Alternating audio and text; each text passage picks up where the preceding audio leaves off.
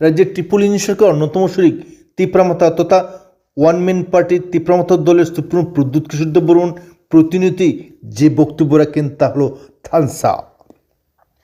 এই থানসা শব্দ নিয়ে ইতিমধ্যেই সারা রাজ্যে ব্যাপক আলোচনা হচ্ছে, চর্চা হচ্ছে এবং তারই রেশ ধরে রাজ্যের বর্তমান মুখ্যমন্ত্রী প্রফেসর ডক্টর মানিক শাহ স্পষ্টভাবে থানসা নিয়ে তীর্যক মন্তব্য করেছেন।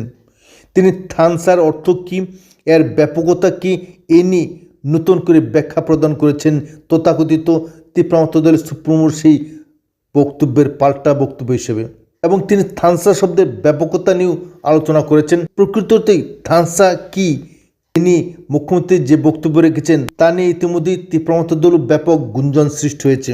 অথচ প্রদ্যুৎ কিশোর দেববর্মন এই থানসাকে একটি সংকীর্ণ অর্থেই ব্যবহার করতেন, কিন্তু বিশ্বের সর্ববৃহৎ রাজনৈতিক শক্তি বিজেপি দল পরিচালিত ত্রিপলিনী সরকারের অন্যতম জনপ্রিয় মুখ্যমন্ত্রী প্রফেসর ডক্টর মানিক শাহ এই থানসা নিয়ে তিপ্রামাতা দলের বক্তব্যের তীব্র বিরোধিতা করে যে মন্তব্য করেছেন তা অত্যন্ত প্রাসঙ্গিক একটি বিষয় বলে অনেকেই বক্তব্য রাখছেন।